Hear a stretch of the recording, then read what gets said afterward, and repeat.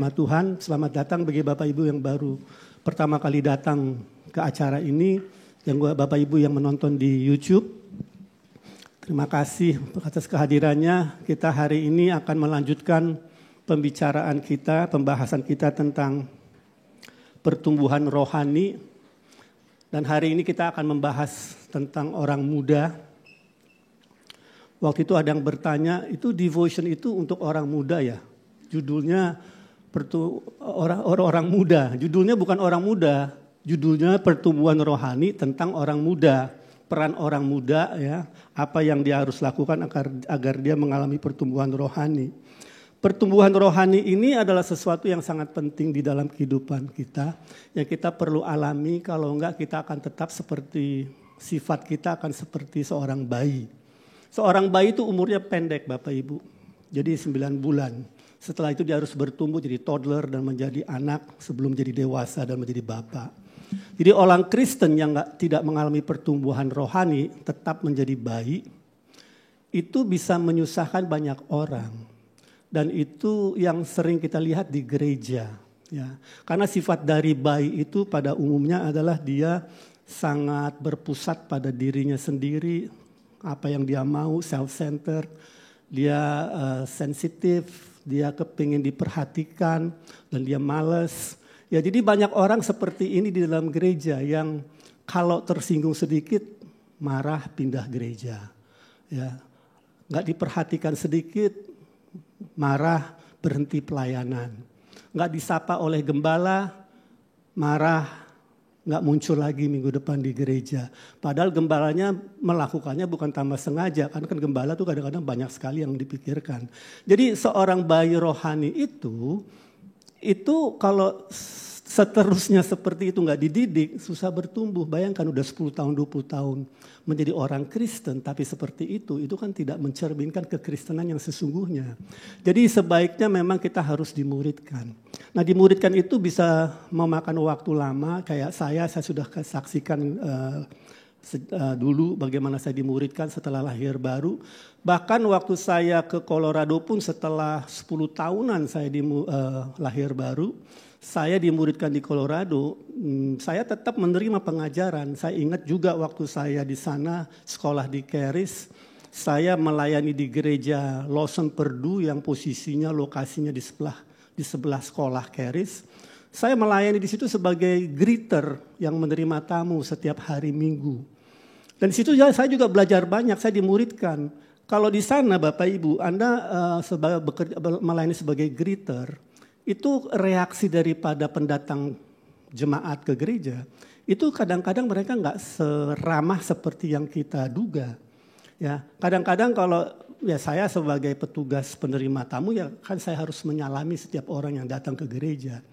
Anda bisa bayangkan nggak, saya sudah mengulurkan tangan saya, mereka melihat saya, maaf saya nggak bisa salam, saya baru cuci tangan. Karena rupanya ya itu gerejanya itu ada lorong ke toilet ya. Jadi mereka habis dari toilet baru masuk ke gereja ya salam. Dan itu bukan terjadi sekali. Dan itu sebelum COVID. Ya, jadi itu tahun 2013-14. Kadang-kadang ada saja saya mengulurkan tangan yang orang ya nyelonong saja. Enggak melihat ke saya sama sekali. Walaupun saya dengan senang hati menyambut gitu loh. Tapi saya enggak tersinggung tuh. Saya justru kasihan sama mereka karena mereka enggak mengerti pertumbuhan rohani. Ya jadi kalau kita tersinggung, seandainya saya tersinggung, saya pindah gereja, ya saya nggak akan bisa bertumbuh. Justru lewat hal-hal seperti ini kita bertumbuh. Bahwa sekarang kita harus melihat bahwa sebenarnya banyak orang yang seperti itu, yang hanya pusatnya dirinya sendiri. Seolah-olah alam semesta ini berputar seputar dirinya.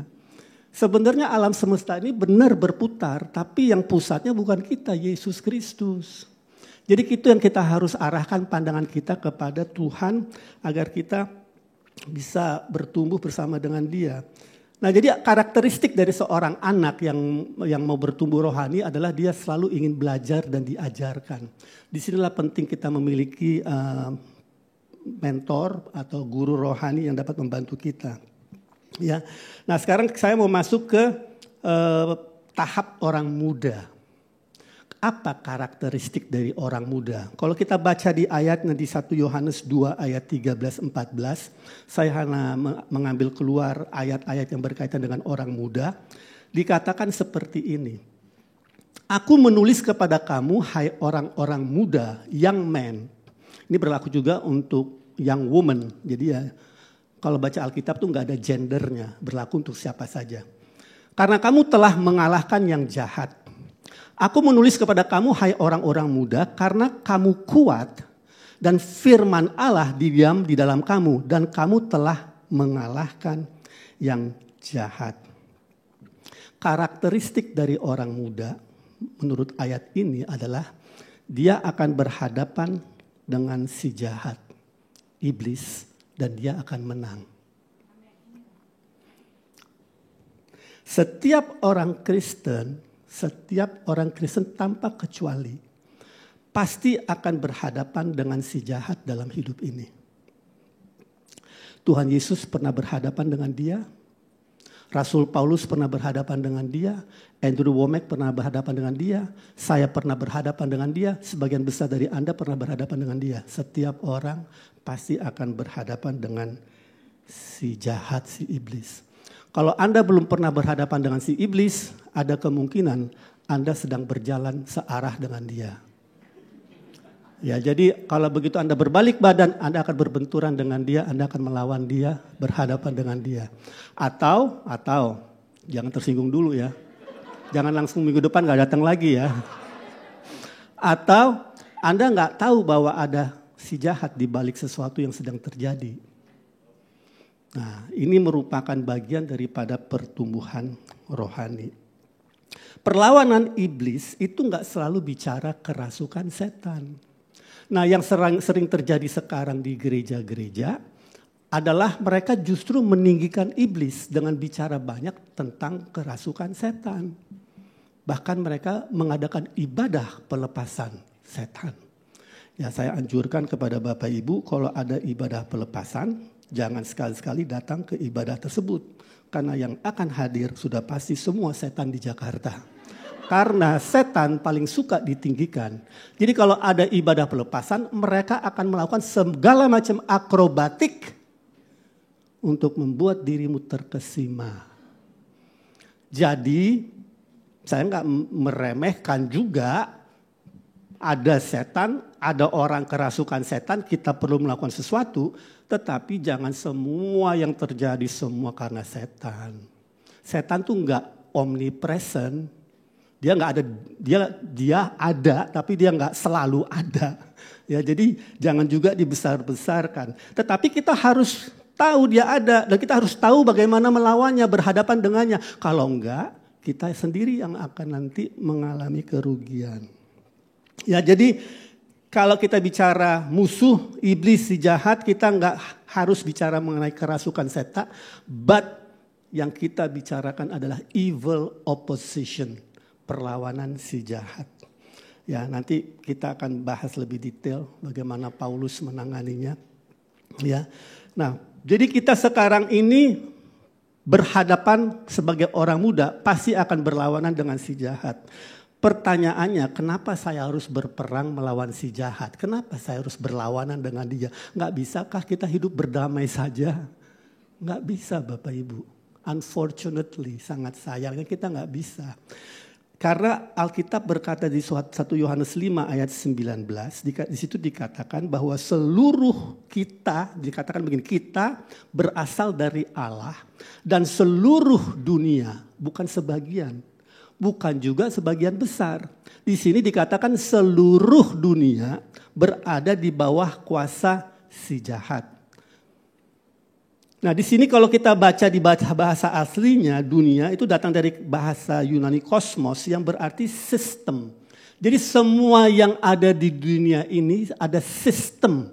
Sistem pendidikan, dunia pendidikan.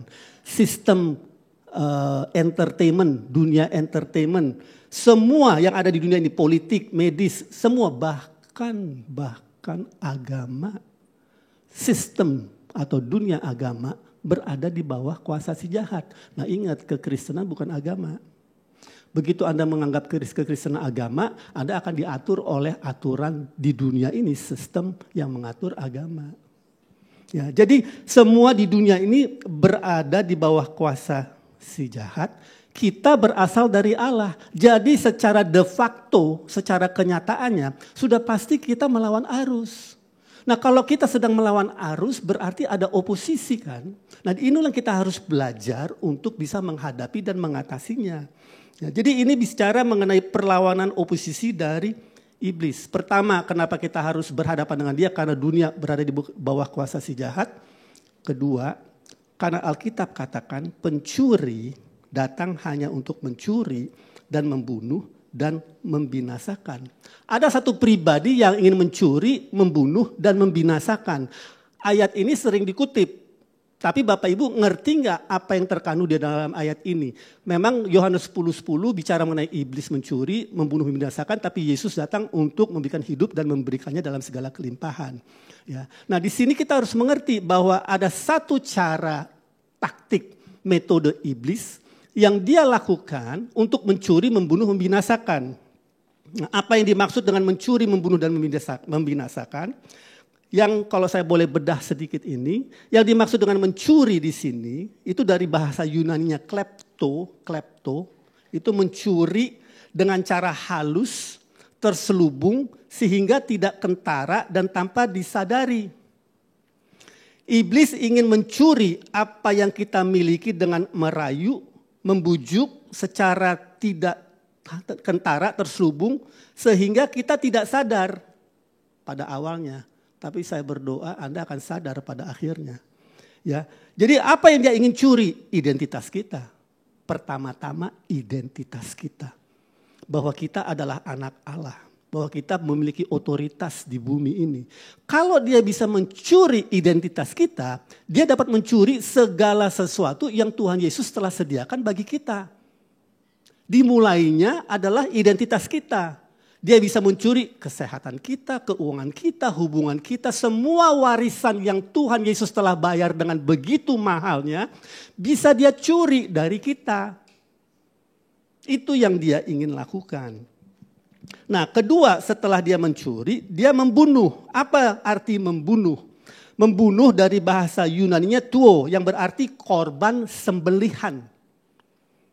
Apabila iblis berhasil mencuri dari kita, maka pengharapan kita, iman kita akan gugur karena kita mengalami berbagai masalah pencobaan yang membuat kita tidak berdaya seperti hewan yang siap untuk disembelih. Itu yang dimaksud dengan membunuh. Jadi tahapannya mencuri, setelah dia mencuri dia membunuh, kita akan menjadi seperti korban sembelihan. Kita sudah give up dalam artian kata pengharapan iman kita. Lalu yang terakhir dia membinasakan kita. Dalam bahasa Yunani apolomi yang berarti memusnahkan. Dia ingin membinasakan atau memusnahkan kita dengan cara memisahkan kita dari Tuhan Yesus. Tuhan Yesus berjanji dia tidak akan meninggalkan atau membiarkan kita. Itu janji dia. Pertanyaan saya, apakah kita berkomitmen untuk tidak meninggalkan dia? It is not about him leaving us, it's about us leaving him. Ini bukan tentang dia meninggalkan kita, dia gak bakal berubah. Dia tidak akan pernah meninggalkan kita, sampai kapanpun juga. Pertanyaannya kita loh. Setelah kita mengalami ini dicuri, kita sudah sekarang give up. Semua yang kita miliki, kesehatan, kekayaan, hubungan, kita sudah tidak punya pengharapan, iman kita sudah tidak lagi bisa bekerja. Do you give up on him? Karena dia tidak akan pernah meninggalkan atau membiarkan kita. Dan kalau kita meninggalkan dia, Tuhan Yesus berkata, di luar aku, kamu tidak dapat berbuat apa-apa. Kata itu kalau saya boleh ilustrasikan, kalau sampai kita meninggalkan dia, itu ibarat kita seperti layangan yang putus. Anda bisa bayangkan layangan yang putus? Di luar aku kamu tidak bisa berbuat apa-apa. Itu akan membawa kita kepada musnah, dibinasakan total oleh iblis. Ya, artinya kita sudah tidak lagi punya pengharapan di dalam kekekalan. Jadi itu dimulai dengan mencuri. Jadi jangan main-main dengan apa yang iblis ingin curi dari kita. Ya, kita perlu belajar mengenai hal ini sebagai orang muda. Jadi kita harus melawannya karena ada peperangan di dalam hidup ini. Tapi puji Tuhan, 1 Yohanes 2 ayat 13-14 tadi berkata bahwa kita akan menang. It's a promise loh. Kita akan menang. Do you believe it? Apakah Anda percaya?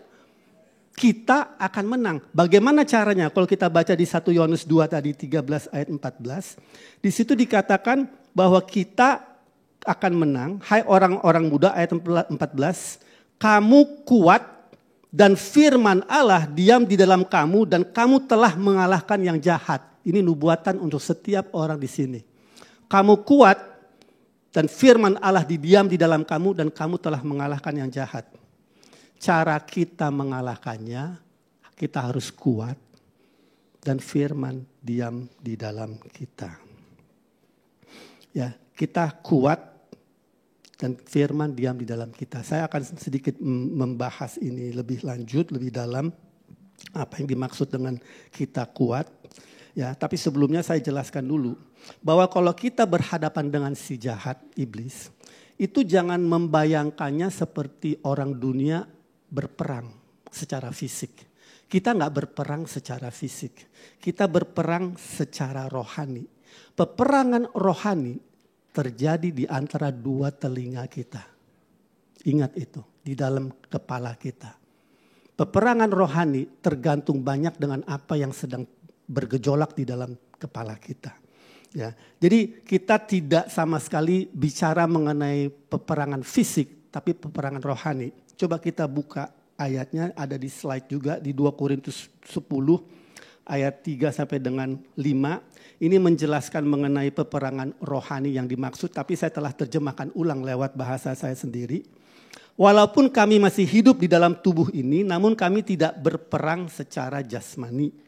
Karena senjata kami dalam peperangan bukanlah senjata jasmani, melainkan senjata yang diperlengkapi oleh kuasa Allah untuk meruntuhkan benteng-benteng, mematahkan segala pertimbangan atau argumentasi dan setiap hal angkuh yang menentang pengenalan akan Allah dan menawan setiap pikiran untuk tunduk kepada ketaatan Kristus atau tunduk kepada Kristus. Jadi seperti Bapak Ibu lihat di sini, ini lebih bicara kepada apa yang sedang terjadi di dalam akal budi kita, di dalam pikiran kita, in your mind. The battle is in your mind. Ya, oleh karena itu senjata yang kita gunakan bukanlah secara jasmani, bukan senjata jasmani tapi senjata rohani. Apa saja senjata rohaninya? Nah, ini yang kita perlu masuk ke dalam untuk kita bisa belajar lebih dalam. Kita buka di Efesus 6, tapi saya agak sedikit rubah-rubah di sini.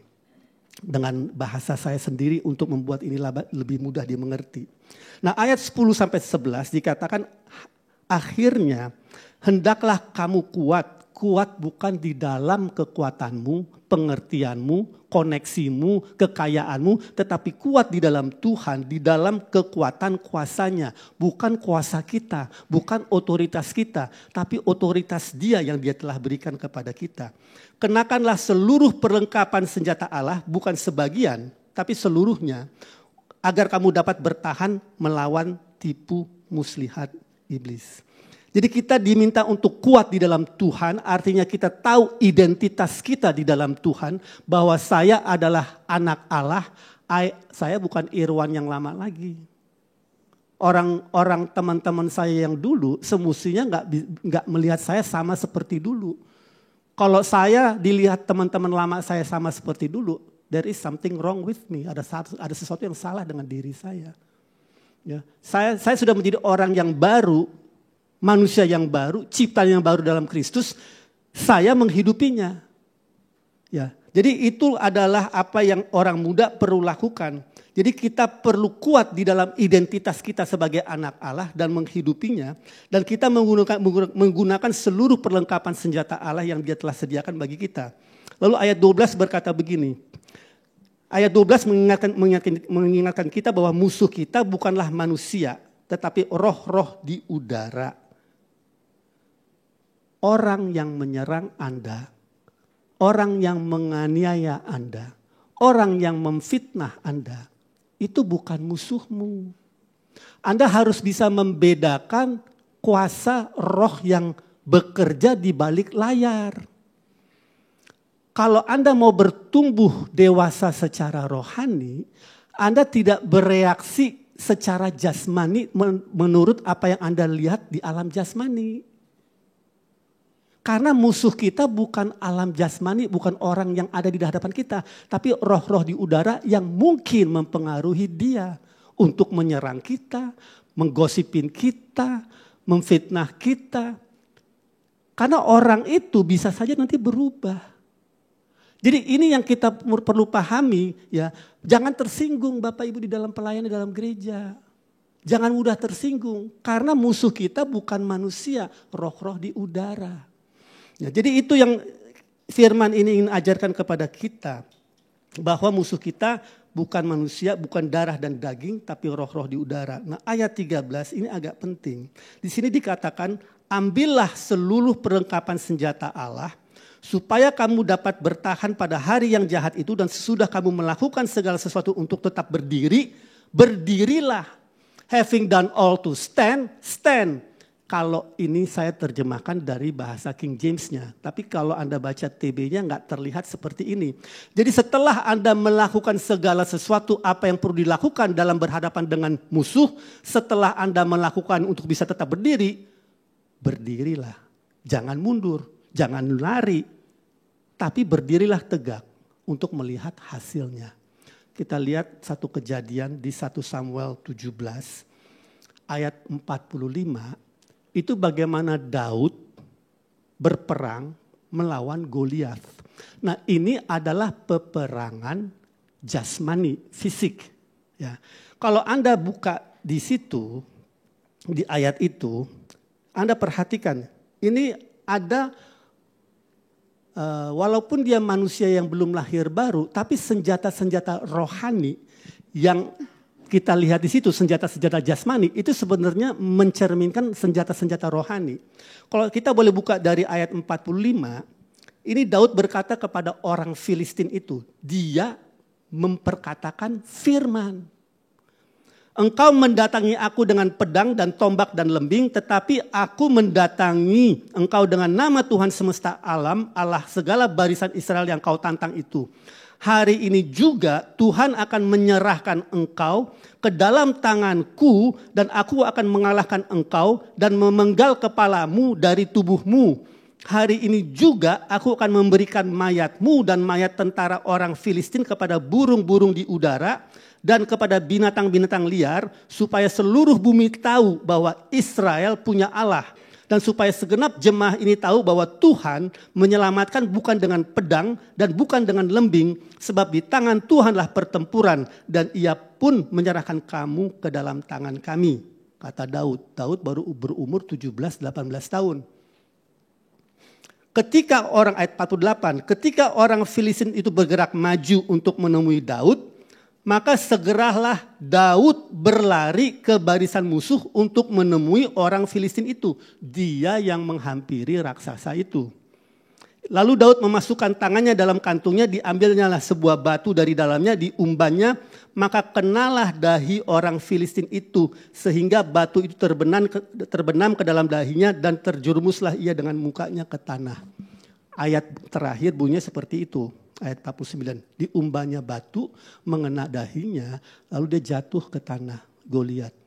Pertanyaan saya, semua ini waktu dia melemparkan batu, menumbannya kena ke Goliat, Goliat jatuh, itu makan waktu berapa lama? Pernah nggak Anda memikirkannya? Jadi setelah Daud mengumban batu ke Goliat, mengena, apa yang Daud lakukan? Dia telah memperkatakan firman, dia telah menubuatkan kamu akan mati, aku akan menang, aku punya perjanjian dengan Allah. Lalu dia lempar, semua senjata digunakan. Having done all to stand, setelah melakukan segala sesuatu untuk bisa tetap berdiri, berdirilah. Artinya Daud setelah dia melumban batu itu, dia berdiri untuk melihat hasilnya. Dia nggak kabur. Itu mungkin makan waktu 5 menit, mungkin 15 menit, mungkin 5 jam. Alkitab nggak mencatatnya, tetapi Daud tetap berdiri teguh. Menurut Efesus 6, itu yang harusnya kita lakukan. Seringkali apa yang kita lakukan dalam hidup kita, kalau kita berhadapan dengan musuh atau situasi dalam keuangan, kesehatan, atau apapun dalam rumah tangga, pelayanan, kita berdoa, kita menengking sampai 10 kali. Sebenarnya yang pertama sudah cukup dari nomor 2 sampai 10, itu sebenarnya doa ketidakpercayaan. Jadi artinya setelah kita melakukan segala sesuatu, ya berdiri teguh aja melihat dia tumbang.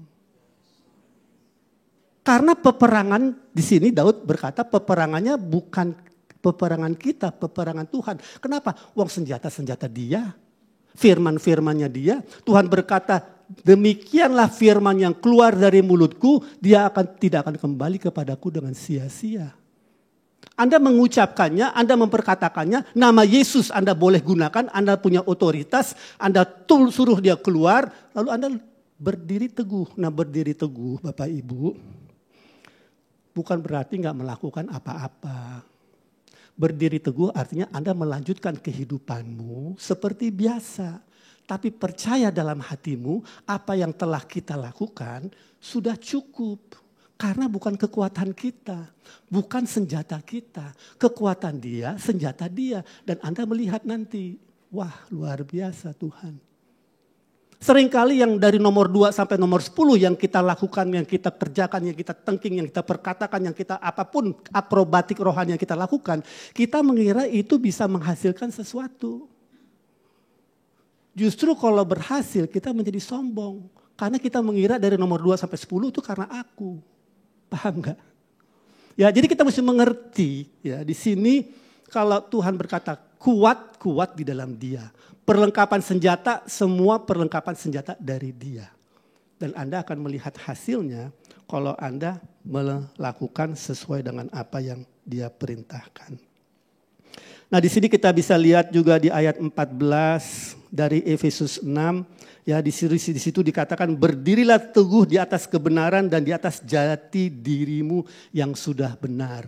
Artinya ini bicara mengenai perlengkapan senjata Allah. Anda harus tahu dimulai selalu dengan mengetahui, menghidupi jati dirimu di dalam Kristus. Lalu ayat 15 dari Efesus 6, kita harus berdiri di atas Injil damai sejahtera. Kalau di TB itu dikatakan kita memberitakan Injil damai sejahtera, itu terjemahan yang kurang tepat. Ya, sebenarnya kita bukan memberitakan Injil, kita lagi berperang, kita nggak memberitakan Injil, tapi kita berdiri di atas damai sejahtera. Walaupun di depan kita masalahnya itu besar, apakah itu kebangkrutan, apakah itu kanker stadium 4, apakah itu whatever itu yang Anda sedang hadapi, Anda harus tahu di mana Anda berdiri dan damai sejahtera Tuhan akan turun atas dirimu. Ya. Lalu gunakan perisai iman di atas ayat 16, lindungi kepalamu atau pikiranmu ya bahwa kita sudah diselamatkan, kita tidak akan kehilangan keselamatan kita karena Dia yang berjanji setia. Kehilangan keselamatan dengan menolak keselamatan adalah dua hal yang berbeda yang kita harus tahu. Kita nggak akan pernah kehilangan keselamatan, tetapi kita bisa menolak keselamatan karena kita punya kehendak bebas. Lindungi kepalamu, pikiranmu bahwa kita sudah diselamatkan dan gunakan firman sebagai pedang roh, lalu berdoa dengan segala doa dan permohonan. Ada dua senjata di sini yang menyerang. Selebihnya adalah senjata pertahanan. Senjata menyerang adalah firman, pedang roh, dan doa. Doa itu ibarat misal peluru kendali yang Anda lontarkan ke wilayah musuh. Jadi kalau kita seumpamanya mau pergi, seumpamanya keluar kota, mau pelayanan, kita berdoa, kami percaya dalam nama Tuhan Yesus Kristus kami akan melihat perkara-perkara besar dinyatakan oleh kuasamu di kota Semarang atau Surabaya. Dan kami percaya akan lawatan Tuhan. Itu senjata. Anda berdoa untuk melontarkan apa yang Anda akan lihat di tempat yang sedang Anda tuju. Ini powerful senjata yang kita miliki. Ya, jadi kita harus belajar, bertumbuh untuk menggunakannya agar kita bisa melihat hasilnya. Ya. Nah, jadi Bapak Ibu, pertama yang diserang selalu adalah identitas kita di dalam Kristus. Coba kita buka Matius 4. Di sini Tuhan Yesus berhadapan dengan musuh iblis. Dan kita lihat di sini bagaimana iblis berkali-kali selalu mempertanyakan identitas Tuhan Yesus. Matius 4 kita baca hanya beberapa ayat saja. Kita baca kalau nggak salah di ayat 3. Lalu datanglah si pencoba itu dan berkata kepadanya, jika engkau anak Allah, perintahkanlah supaya batu-batu ini menjadi roti. Jika engkau anak Allah. Dia tahu Tuhan Yesus anak Allah. Dia hanya mencobai Tuhan Yesus. Nah, dia melakukan ini kepada Anda juga nanti. Sudah pasti. Kamu orang Kristen, kamu sudah selamat. Jangan-jangan kamu belum selamat. Pikiran-pikiran seperti itu Anda harus patahkan. Lalu di ayat berikutnya juga ayat 6 dia berkata sama. Lalu berkata iblis kepadanya, jika engkau anak Allah jatuhkanlah dirimu ke bawah. Begitu Anda sudah tidak tahu lagi jati dirimu, identitasmu di dalam Kristus. Itu pintu terbuka lebar bagi musuh untuk bisa masuk ke dalam dirimu. Dan ke dalam hidupmu. Ya. Jadi Anda harus mengerti hal ini bahwa identitas kita itu di dalam Kristus sangatlah penting. Kalau tidak nanti kita tidak menyadarinya, kita bisa nanti diserang oleh iblis. Nah, begitu kita tahu identitas kita dan begitu firman diam di dalam diri kita, kosakata kita, perkataan kita, cara berpikir kita, cara berbicara kita mulai berubah menurut firman Tuhan. Ya. Jadi hal-hal rohani kita mulai hidupi dalam kehidupan kita. Dan Anda akan melihat kehidupanmu nanti akan mengalami terobosan demi terobosan. Ada hal-hal yang kita perlu kenalin dalam hidup ini. Yang datangnya dari musuh. Seperti saya pribadi 20 tahun yang lalu. Selama 3 tahun saya mengalami krisis demi krisis keuangan. Hidup dari hutang ke hutang ke hutang ke hutang. Pekerjaan yang saya kerjakan gak menghasilkan buah selama 3 tahun. Sampai 31 Desember 2005, Tuhan menggerakkan saya untuk mematahkan kuasa si jahat yang ternyata bekerja di balik layar. Saya memperkatakan, saya ingat saya dalam perjalanan bersama dengan Angeline, saya lagi nyetir. Karena saya merenungkan kenapa ini sedang terjadi. Kenapa ya Tuhan? Kalau Anda bertanya sama Tuhan, tidak mungkin dia gak menjawab. Pertanyaanmu kepada Tuhan, pasti dia akan jawab. Nah, dia bisa menjawab pada Anda di kamar mandi. Anda lagi di Starbucks, lagi ngopi. Atau seperti saya, lagi nyetir.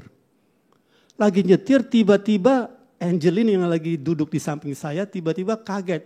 Saya langsung memperkatakan, kamu, saya bicara kamu tapi saya bicara ke diri saya. Mulai hari ini tidak akan pernah lagi kekurangan uang selama-lamanya. Dalam nama Yesus. Dan sejak 31 Desember 2005, saya tidak pernah kekurangan uang. Dari hutang miliaran rupiah, saya tidak pernah lagi berhutang. Ada hal-hal di balik layar yang kita perlu kenalin. Tapi jangan berarti kita langsung menjadi orang yang meneropong ke setiap situasi. Enggak usah juga seperti itu. Hiduplah tenang di dalam Tuhan. Yang saya mau sampaikan bahwa peperangan kita adalah melawan roh-roh jahat di udara. Kadang-kadang kalau ada masalah dalam hidupmu yang seringkali recurring, tahu recurring gak? Berkali-kali, berulang kali terjadi melulu seperti itu dalam hal saya, keuangan. Kemungkinan besar ada musuh di balik layar. Atau kedua, gaya hidup. Cuma 2 aja. Gaya hidup atau musuh di balik layar. Gaya hidup ya ubah gaya hidupmu. Kalau musuh di balik layar, Anda harus berhadapan dengan dia. Nah, semua ini merupakan bagian kita dengan pertolongan Tuhan, dengan membaca firman, kita nanti akan bisa diajarkan oleh Tuhan untuk bagaimana menyikapi situasi dalam hidup ini. Nah, satu hal yang saya mau sampaikan di terakhir ini, di 1 Tesalonika 2 ayat 18. 1 Tesalonika 2 ayat 18. Ini pengalaman dari Rasul Paulus dalam menghadapi musuh. Sebab kami telah berniat untuk datang kepada kamu, aku Paulus malahan lebih dari sekali, tetapi iblis telah mencegah kami. Ini perlawanan dari musuh, ini oposisi dari musuh. Apa yang dilakukan Rasul Paulus? Apakah dia tengking-tengking? Ya, enggak. Kita nggak harus selalu mentengking-tengking. Kadang-kadang jalan keluarnya begitu sederhananya Bapak Ibu. Untuk mengatasi perlawanan dari iblis. Kita buka 2 ayat berikutnya. Jadi di 1 Tesalonika 3 ayat 1. Jadi waktu Paulus mau berangkat, mau pergi nggak bisa, dihalang-halangin dan Alkitab nggak menjelaskan kenapa. Mungkin ada orang yang mengancam dia, ada orang yang menghalangi dia, manusia, udah pasti manusia ya. Karena iblis pakai manusia. Tapi nggak dijelaskan secara persis apa yang terjadi. Lalu apa yang Paulus lakukan di ayat pertama dari 1 Tesalonika 3. Kami tidak dapat tahan lagi. Karena itu kami mengambil keputusan untuk tinggal seorang diri di Athena. Lalu kami mengirim Timotius. Saudara yang bekerja dengan kami untuk Allah dalam pemberitaan Injil Kristus untuk menguatkan hatimu dan menasihatkan kamu tentang imanmu. Artinya dia mau pergi dihalang-halangin, ya dia nggak berpuasa, nggak berperang rohani, dia nggak tengking ini. Dia suruh aja tim, lu yang berangkat aja deh tim. Paham nggak? Jadi nggak juga kita harus berakrobatik secara rohani. Nah, bagaimana saya bisa membedakan ini? Ya lewat Anda dimuridkan, lewat Anda berjalan bersama dengan Tuhan. Semua ini lewat pengalamanmu sebagai orang muda. Disinilah pentingnya untuk kita diajarkan firman dan dimentoring, dimuridkan. Gak semena-mena secara agamawi. Maka itu kalau kita baca di Ibrani 5 ayat terakhir. Ibrani 5 ayat 13-14. Sebab barang siapa masih memerlukan susu atau siapa yang masih minumnya susu melulu, artinya bayi rohani, ia tidak memahami ajaran tentang kebenaran diri atau jati diri. Sebab ia adalah anak kecil, tetapi makanan keras adalah untuk orang-orang dewasa yang mempunyai panca indera yang terlatih untuk membedakan yang baik daripada yang jahat. Ini iblis. Apa ini dari Tuhan? Karena kita seringkali kalau kita mau pergi ke satu tempat, kita dihalang-halangin, apa jawaban kita umumnya? Oh, belum waktunya Tuhan. Benar nggak? Belum waktunya Tuhan. Oh, Paulus bilang iblis yang menghalang-halangin. Ini bukan bicara waktunya Tuhan, ini bicara mengenai oposisi dari iblis. Nah, bagaimana saya bisa tahu itu? Kalau saya nggak pernah melatih diri saya di dalam hal-hal rohani. Ini pentingnya pemuritan, ini pentingnya pertumbuhan rohani. Karena kita berhubungan dengan apa yang tidak kelihatan. Dengan kita belajar bertumbuh secara rohani, kita mulai memperhatikan hal-hal rohani. Hal-hal rohani nggak kelihatan, tapi kita bisa membacanya dari Alkitab, merenungkannya, dan Tuhan akan mengajarkan, oh ada itu loh Irwan di balik itu sebenarnya begini. Itu juga cara kamu ke sana Irwan, nggak seperti yang kamu lihat. Nggak kelihatan Bapak Ibu. Perkara-perkara yang tidak kelihatan Tuhan akan nyatakan kepada kita.